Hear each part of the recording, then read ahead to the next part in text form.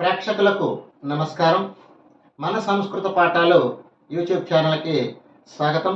ఈరోజు junior intermediate విద్యార్థులకి 16 ప్రశ్నలో అంటే రోమన్ నెంబర్ 16లో వచ్చేటటువంటి గద్య భాగ ఏకపద సమాధానాలు ఒక 3 పాఠాల్లో ఉన్నటువంటివి ఇప్పుడు మీకు నేర్పిస్తాను.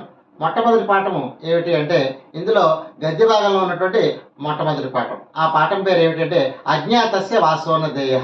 అంటే అర్థం ఏంటంటే తెలియనటువంటి వారికి ఆతిథ్యం ఇవ్వరాదు లేదా ఆశ్రయం ఇవ్వరాదు. ఇందులో 3 ప్రశ్నలు ఉన్నాయి. ఈ ప్రశ్నలకి సమాధానం ఏకపదముగా రాస్తే సరిపోతుంది. మొట్టమొదటి ప్రశ్న చూద్దాం. మార్జారస్య నామకిం. మార్జారము పేరు ఏమిటి? మార్జారం పేరు ఏమిటి అంటే దీర్ఘకర్ణ. అంటే దీర్ఘం అంటే పెద్దదైనటువంటి, కర్ణ అంటే చెవులు ఉన్నటువంటి పిల్లిని దీర్ఘకర్ణం అనేటటువంటి పేరుతో ఇందులో పిలవడం జరిగింది. తర్వాత పరమో ధర్మ. అన్నిటికన్నా గొప్పదైనటువంటి ధర్మము ఏమిటి? పరమో ధర్మ కహ అహింస. అన్నిటికన్నా గొప్పది అహింస అనేటటువంటిదే ధర్మము. తర్వాత కహ కోటరాన్ని నిసృత్య బహిః పలాయిత. అంటే కోటరము అంటే తొర్ర. ఆ తొర్రను విడిచిపెట్టి బయటికి పారిపోయింది ఎవరు అంటే మార్జారహ. మార్జారం అంటే పిల్లి. తర్వాత పాఠంలోకి వెళ్దాం. తర్వాత పాఠము శూద్రక వీరవర కథ. ఈ శూద్రక వీరవర కథలో కూడా 3 ప్రశ్నలు ఉన్నాయండి. ఈ 3 ప్రశ్నల నుంచి కూడా పబ్లిక్ ఎగ్జామ్కి ఒక ప్రశ్న వస్తుంది.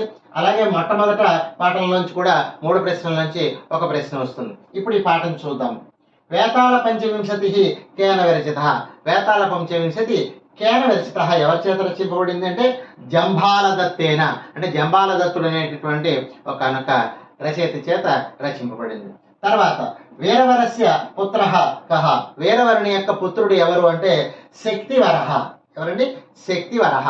తర్వాత రాజ్ఞ క ప్రసన్న అభవత్. అంటే అక్కడ శూద్రక మహారాజుకి ఎవరు ప్రత్యక్షమయ్యారు అంటే కాత్యాయని. కాత్యాయనీదేవి ప్రత్యక్షమైంది. ఈ తర్వాత పాఠం అమరశక్తే కతి పుత్రాహ. ఈ అమరశక్తి అనేటటువంటి క్యారెక్టర్ మనకి ఎందులో వస్తుందంటే పంచతంత్ర కథలకి ప్రస్తావనలో వస్తుందండి.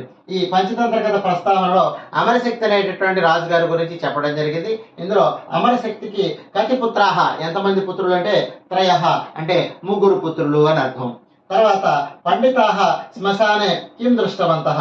అంటే ఈయన అమరశక్తి అనేటటువంటి వారి యొక్క పుత్రులు అజ్ఞానులు అవడం చేత పంచతంత్ర కథల్లో విష్ణు శర్మ వీళ్ళకి అనేక కథలు చెప్పి అందులో ముఖ్యంగా అపరీక్షిత కారకం అనేటటువంటి కథలో ఈ మూర్ఖ పండిత కథ అని చెప్పేటటువంటి ఒక సంఘటన వస్తుందండి.